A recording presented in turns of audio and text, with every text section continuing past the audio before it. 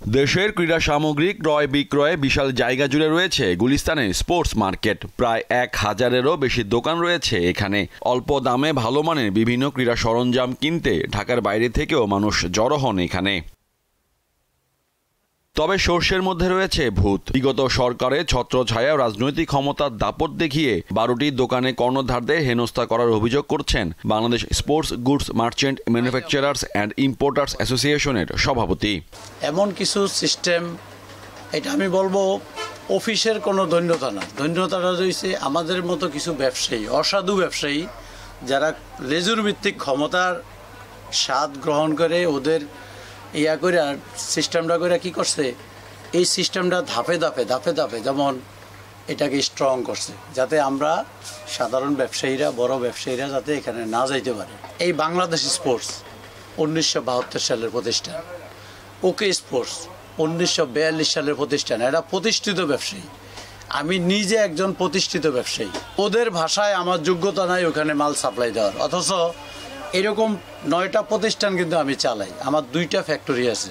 বাংলাদেশ স্পোর্টসে doesn't have any experience, তাদের সরকারি কাজ করার কোনো অভিজ্ঞতা নেই, কিন্তু আমার থেকে বড় পার্টি হতে পারে, তারা রিটেলিং করতে পারে, বাট সরকারি প্রতিষ্ঠানে কাজ করার মতো কোনো অভিজ্ঞতা নাই। কোনো একটা 5 লক্ষ টাকার কোনো সরকারি কাজ করার কোনো অভিজ্ঞতা নেই। স্পোর্টস কর্নারে এমন একটা ঘটনা ঘটছে, উনি শিডিউল কিনছিল 5-7 বছর আগে। শিডিউল কেনার পরে এই আলামত আমাদের চোখের সামনে, পিস্তল ঠেকাইয়া ওনার শিডিউল তো নিচেই ওনার দোকানের মাল পর্যন্ত লুট করে নিয়ে গেছে। অস্ত্র কি জিনিস এটা জীবন চোখেও দেখিনি। অস্ত্র আবার কি জিনিস, দলীয় বাবা কাটার কোনো প্রশ্নই আসে না এখানে। ইজিপিতে all for all, open for all, OTM, ইজিপিতে ওটিএম, যে কোনো লোক পার্টিসিপেট করতে পারে, অস্ত্র আসবে কেন? মানে টেন্ডার কাজে একটু রেট কালেকশনের জন্য বাইরে ছিলাম, তখন দোকান থেকে এসে দেখি যে মানে আমাকে মেসেজ পাঠাইছে মোবাইলে যে দোকানে হামলা করছে, মালামাল কিছু লুট করে নিয়ে গেছে। আসলাম, এসে দেখলাম যে ঠিকই এই অবস্থা করছে। অভিযোগে যার নাম উঠে আসে তিনি নিউ ক্লাসিক স্পোর্টসের কর্ণধার ইমাম হোসেন বাবুল। তার বিরুদ্ধে স্পোর্টস অ্যাসোসিয়েশনের অন্যান্য ব্যবসায়ীদের অভিযোগ, ঢাকা মহানগর দক্ষিণের সহসভাপতি কামাল উদ্দিন খান সহ যুবলীগের নেতা মোহাম্মদ শফিকের সহায়তায় গুলিস্তানের স্পোর্টস মার্কেটে টেন্ডারবাজি করেছেন। এরকম কোনো কিছু না, আমি আমার সক্রিয়তা, আমি কোনো রাজনীতি করি না, আমি আমার মতো করি। না, অভিযোগের এটা কোনো অভিযোগের ভিত্তি নেই। আমি যখন বাংলাদেশের বাইরে ঢাকার বাইরে আমি বিভিন্ন ইউনিভার্সিটির কাজ করি। ক্লাসিক স্পোর্টের বাবুল সাহ, তারপর যুবলীগের কি বলে উনি রাইসার, এরা কুক্ষিগত করলো। সেটা তারা কি করলো যে আমরা যারা কাজ করছি অনেকগুলো ফার্ম, ঢাকা স্পোর্টস, কোয়ালিকট স্পোর্টস, আলি স্পোর্টস, শাহ স্পোর্টস, বড় বড় ফার্ম, তখনকার সময় এরাই বড় বড় ফার্ম বড় কাজ করছে, কিন্তু এদের এখান থেকে বাইরে দিল, আউট করে দিলে প্রথম আমরা শিডিউল কিনতে পারলাম না। কামাল সাহ ক্রীড়া পরিদপ্তরে যায় কাজ করে, যুবলীগের নেতা, তথাকথিত নেতা যুবলীগ, ওনারা ক্রীড়া পরিদপ্তরে যায় আস্তে আস্তে আমাদের করতে পারি।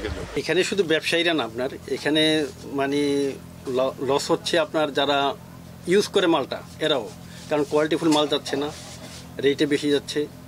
এরপরে আপনি যেটা দিচ্ছেন ওইটাই ওরা নিতে বাধ্য, কারণ আপনার কাছে যে স্যাম্পলটা আছে এটাই তো আপনি দিবেন, আর আপনি তো ভালো হওয়ার চেষ্টা করবেন না। আপনি তো আপনার ব্যবসায়ী তো মানে প্রফিট ছাড়া তো আপনি কোনো ব্যবসা করবেন না। তো ওই ক্ষেত্রটাই দাঁড়ায় আর কি ওদের সঙ্গে। ক্রীড়া পরিদপ্তরে আগের যদি আপনার শিডিউল দেখেন, শিডিউল এখানে আছে, ওয়ার্ক অর্ডার আছে, ওদের আছে যে স্পোর্টস আইটেম সারা বাংলাদেশে সরকারি প্রতিষ্ঠানে 5 লাখ টাকা সাপ্লাই করলে সে এখানে পার্টিসিপেট করতে পারে।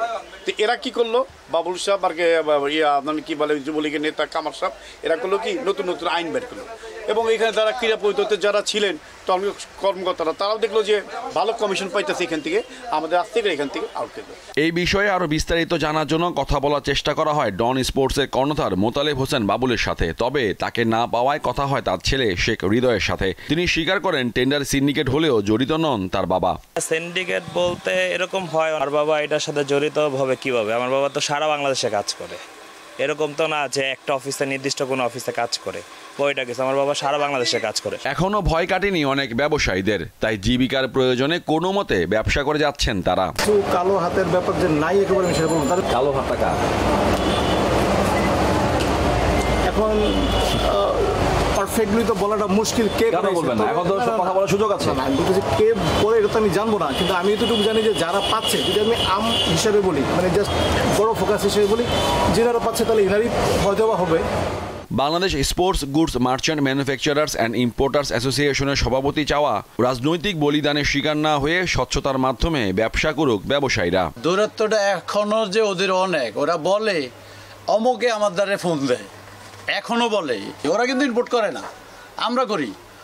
তাইলে এখানে কিন্তু মধ্যস্বত্ব একজন হয়ে গেল।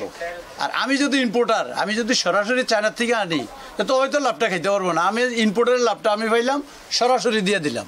আমরা চাই এটা স্বচ্ছতা। আমার কথা, আমি পাই না পাই আমার কোনো আপত্তি নেই।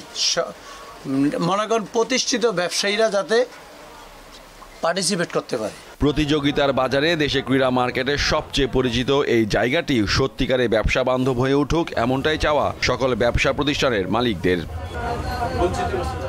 মোহাম্মদ হাসিব, দীপ্ত স্পোর্টস, ঢাকা।